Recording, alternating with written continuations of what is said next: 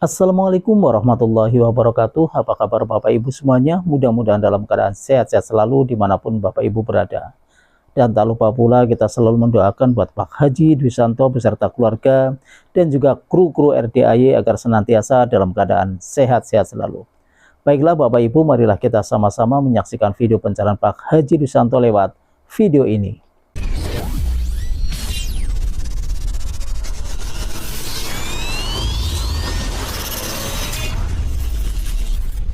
Apa yang bikin ibu dulu kok nekat mau ngutang? Apa yang bikin ibu kok nekat mau ngutang? Kan yang namanya utang harus dibayar. Kalau utang nggak dibayar, matinya gantung. Nggak bisa masuk surga, dia gantung. Dan itu Nabi Muhammad aja nggak mau nyolatin. Kok ibu nekat kalau boleh tahu? Kenapa ibu nekat ngutang? Ngutang dan ngutang. Apa dulu? Motonya apa motonya?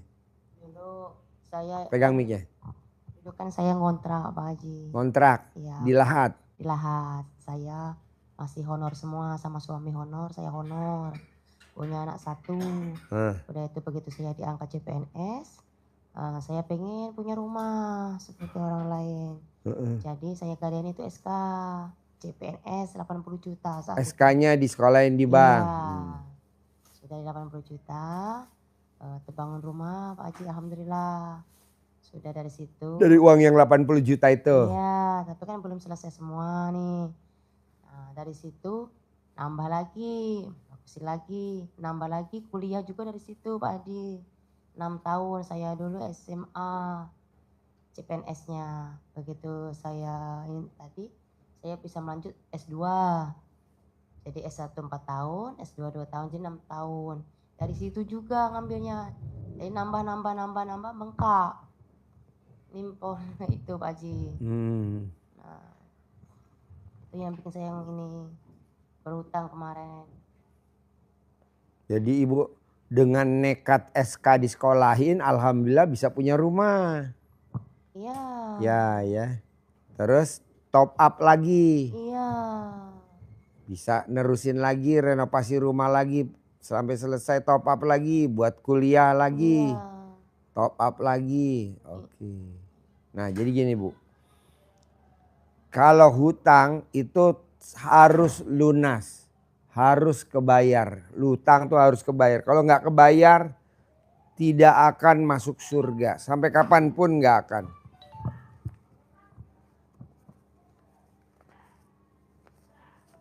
Beli pecel ayam, pecel lele.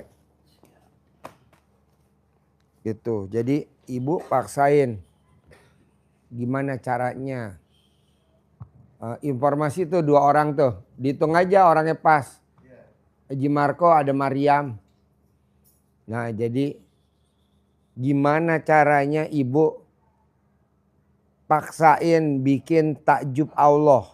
Pasti Allah bikin takjub ibu. Jadi kalau ibu nggak dipaksain nggak akan utangnya lunas. Nanti ngerinya kalau ibu mati nggak lunas, ibu nggak bisa masuk surga. Karena utang harus dibayar. Mau utang ke bank, mau utang pribadi harus dibayar. Kalau nggak bakal kita masuk surga. Walaupun kita ibadahnya nggak bisa. Nah gimana caranya? Ibu paksain bikin takjub Allah. Caranya apa? Bangun jam 00, senyum, mandi pagi, tahajud. Paksain baca Quran. Saya nggak kuat Pak Haji, sebisanya paksain. Nggak mungkin nggak bisa, harus bisa. Sholat taubat 68 kali paksain, yang 18 dari maghrib sampai isya. Sholat badiah qobliyah jangan bolong. Pak Haji, saya udah sholat badiah qobliyah nggak bolong. Saya udah sholat taubat nggak bolong. Saya udah bangun jam 00. Ya udah, berarti di badan ibu ada jinnya, ada khodamnya. Keluarin dulu. Kok gitu Pak Haji? Karena kalau jinnya khodamnya nggak keluar, bawaannya kita pengen top up mulu. Pengen take over mulu.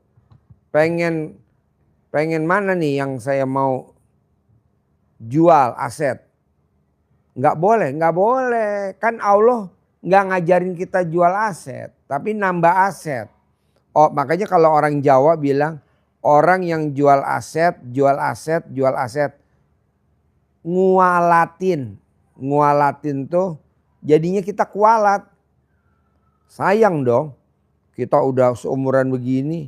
Jadi keluarin dulu jinnya. Ajarin. Keluarin jinnya. Khodamnya. Nih ibu lihat dulu. Keluarin dulu. Sampai keluar. Sampai bersih. Jadi nanti biar utangnya otomatis lunas sendiri. Iya ibu, jadi mungkin ibu tidak pernah nyari, tapi masuknya jin, masuknya khodam itu ada tiga cara. Yang pertama, karena memang sengaja baik ibu maupun suami untuk mencari. Mencarinya bisa minta, bisa ritual sendiri. Itu akhirnya jinnya mendekat membantu kita. Yang kedua karena dikirim orang. Yang ketiga karena memang nempel, dia datang sendirinya. Maka ketiga-tiganya ini harus kita bersihkan. Nah, cara membersihkan dengan mandiri. Ibu yang diajari cara membersihkannya. Bukan Pak Haji yang membersihkan, tapi ibu diajari cara membersihkan. Nanti bacaannya ada, ini kita kasih contoh biar nanti mempraktekannya biar lancar, biar mantap. Ibu sedia teko, kasih air siap minum, air galon yang bersih. Ibu sebelum pipis bangun tidur, remes ke kelaminnya ibu. Sambil ucap ini. Bismillahirrahmanirrahim. Atas ridho Allah Subhanahu wa Ta'ala dan karomah aminnya anak-anak yatim RDAY Kandang Embek pimpinan Bapak Haji Dwi Susanto bin Suwondo, semua yang jahat-jahat, yang jelek-jelek, yang mengganggu di dalam tubuh saya, nama, binti, baik yang karena saya cari sendiri, atau karena dia datang sendiri, atau karena kiriman orang lain kepada saya, semuanya keluar atas kemauan dan inisiatifnya sendiri. Digosok-gosok tadi itu, nempel, kami gosok, pegang, masukkan ke air. 9 kali. Diulangi lagi sambil ngucap, bukan ininya saja, sambil ngucap 9 kali. Bismillahirrahmanirrahim. Atas ridha Allah SWT dan karomah aminnya anak yatim RDAY Kandang Embek pimpinan Bapak Haji Dwi Susanto bin Suwondo, semua yang jahat-jahat, yang jelek-jelek, yang mengganggu di dalam tubuh saya, nama, binti, baik yang karena saya cari sendiri, atau karena dia datang sendiri, atau karena dia dikirim orang lain, semua keluar atas kemauan dan inisiatifnya sendiri. 9 kali. Airnya ini dikonsumsi oleh ibu. Bisa diminum langsung, bisa untuk kopi, untuk teh, untuk susu, untuk kolak, untuk masak, untuk nanak nasi. Yang penting ini masuk ke dalam tubuh ibu. Nanti 9 hari pertama. Kalau dalam 9 hari pertama ini sudah terasa gatal, baik di mana saja ibu terasa gatalnya, tidak usah panik cari obat, obatnya terus minum ini sampai tidak terasa gatal. Nah, nanti kalau ibu udah keluar,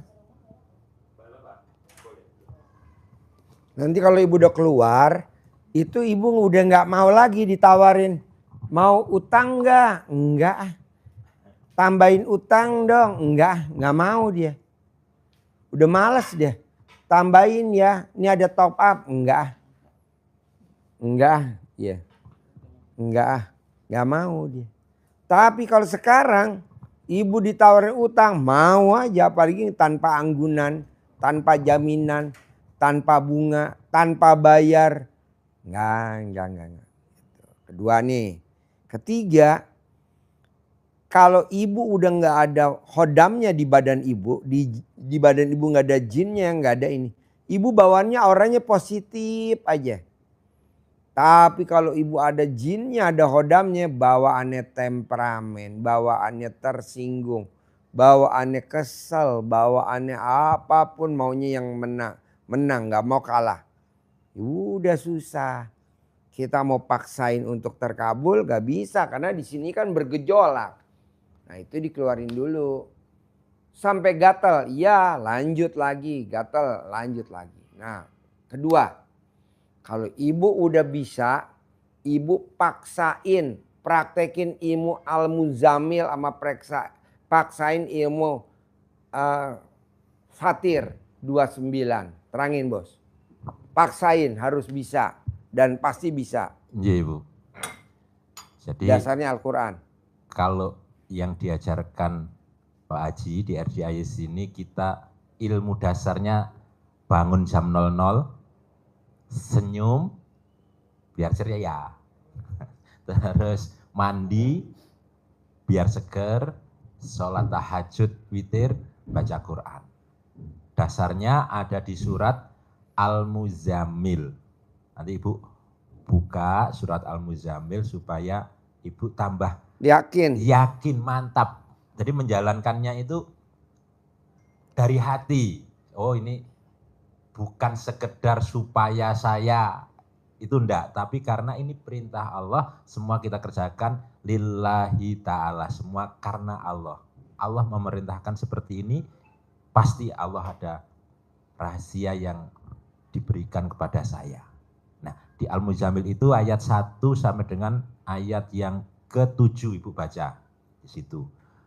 Kesimpulannya di Al-Muzammil itu Allah memanggil kita ya ayyuhal muzammil. Panggil orang-orang yang sedang berselimut. Artinya apa? Di saat malam itu kita tidak boleh terlena, tidur selelap-lelapnya. Dipanggil oleh Allah, "Qum, bangun. Qumil laila illa qalila." Bangun di tengah malam untuk sholat. Walaupun hanya qalila, walaupun hanya sedikit. Kapan bangunnya? Ada di situ. Kenapa Pak Haji ngajari kita untuk bangunnya jam 00? Di situ Al-Muzammil nyampaikannya nisfahu, seperdua, separuhnya malam. Itu ada di Al-Quran Bu, dasarnya. Iya Pak Haji. Bangunnya itu seperdua. Nah, boleh lebih, boleh kurang, boleh di situ dipaskan ayatnya. Nisfahu awing kusminhu qalila. Nisfahu separuhnya malam Separuhnya atau malam. kurang dari itu, kurang sedikit dari itu. Kalau lebih Pak Haji, nah itu dijawab langsung oleh Allah di ayat yang keempat. Auzid alaihi, atau lebih sedikit darinya. Jadi kurang sedikit, lebih sedikit boleh. Terus disuruh apa? Warotilil Qur'ana tartila. Dan bacalah Al-Quran dengan tartil, dengan tertib, dengan runtut. Jadi tidak usah dipilih-pilih. Jadi ayat dari juz 1, Al-Fatihah, Ali Imran, terus Al-Baqarah, terus sampai Anas. Juz 30, khatam, ulangi lagi. Ulangi lagi. Sehingga kita terbiasa membaca semua Al-Quran. Karena dengan baca Al-Quran itu dijamin oleh Allah, itu ibadah, kata Rasulullah, ibadah yang paling mulia bagi umatku adalah baca Quran. Yang kedua, kata Nabi, barang siapa yang hidupnya disibukkan dengan Al-Quran, artinya apa? Disibuk dengan Al-Quran artinya kan berarti baca Al-Quran. Itu diberikan keutamaan yang lebih oleh Allah daripada orang yang berzikir dan berdoa. Jadi baca Quran itu melebihi dari zikir dan doa. Dan keutamaan bangun malam dan baca Quran ada di ayat yang ke-6 juga, surat Al-Muzammil tadi. Apa keutamaannya? Sesungguhnya dengan bangun malam itu membuat jiwanya tambah kuat. Bikin pengaruh jiwa jadi kuat. Dan dengan baca Quran, ucapannya lebih mantap. Itu ada kata-kata itu Bu di Al-Quran. Itu kata-kata itu yang tadi ucap. Kenapa kita harus malam? Karena malam itu waktu yang spesial. Saat orang-orang sedang terlelap, kita munajat kepada Allah. Di ayat yang ke-7, kenapa kita suruh bacanya 1 sampai 7? 7 itu menjadi penegas dari Allah. Karena sesungguhnya di waktu siang hari itu urusanmu sangat banyak, urusanmu dunia sangat panjang, maka ibadah mendekat kepada Allah di waktu malam itu. Itu. Nah, kesimpulan dari sebenarnya ini orang hidup ini udah ditata ya di Al-Quran ya. Cuman kita gobloknya dilanggar. Jadi siang itu kamu waktunya sibuk. Ada kata-kata sibuk. Jadi siang tuh sibuk. Ya kerja, ya bebenah, ya rumah tangga, ya ngurusin anak, ya ngurusin. Sibuk lah ngurusin formulir ini, sibuk lah. Dan malam kesempatan kita untuk kepada Allah. Hari ini Bu kita sibuk full. Pagi sampai nih tadi cucu saya ulang tahun, sibuk aja. Papa jangan ke kandang ya. Dia bilang iya nanti habis. Nanti jam 6, jam 7 ke kandang. Tenang Pak, Papa kan bisa manggil tamunya. Iya gampang, namanya gampang. Herannya kok ibu masuk gitu. Satu aja. Kenapa? Karena kalau ibu tadi datang dari pagi, siang, sore, nggak ada saya. Kan cucu saya ulang tahun. Sibuk, lebih penting cucu lah daripada pasien lah. Bahasanya gitu kan. Kan yang di depan, garda depan siapa? Anak. Garda lagi istri. Garda lagi saudara-saudara. Garda lagi teman-teman. Jadi udah pada nongkrong. Kayak tadi nih kita mau jalan nih. Udah ditungguin sama supir saya. Iya dokter ada 9 orang. Kan kalau dia di sini antri. Cantik-cantik dokter, cantik-cantik. Seger-seger. Haji Marco aja sampai betah. Dokter. Pada privat. Ya udah kita ngobrol dulu. Saya bilang mobil udah ditungguin. Saya bilang gitu. Kan ditanya dong sama anak saya, putri saya. Ke suster saya. Emang udah ada tamu? Belum. Belum ada tamu. Emang belum ada tamu? Udah aja Papa ngobrol dulu di sini. Enggak lah. Nyampe kalau bisa langsung ada tamu. Nyampe jebrot. Ada tamu gak? Enggak ada. Ya udah panggil. Pede aja saya ada tamu, panggil aja. Ibu ada. Iya langsung berdua lagi. Nah mau saya Bu. Iya mau saya Bu. Bisa gak pedenya ibu seperti saya gurunya. Pasti minggu ini utang saya lunas. Pasti bulan ini utang saya lunas. Pasti tahun ini utang saya lunas. Ibu harus mengucap begitu. Jangan ibu bilang lunasnya kapan. Nggak boleh ada kata kapan. Gimana lunasnya. Nggak boleh kata ada gimana. Saya maunya ada katanya pasti. Karena kalau pasti itu kalau ibarat orang tuh sekolah tuh eksak. Pasti. Terima kasih buat Bapak Ibu semuanya yang sudah menyaksikan video pencerahan Pak Haji Risyanto.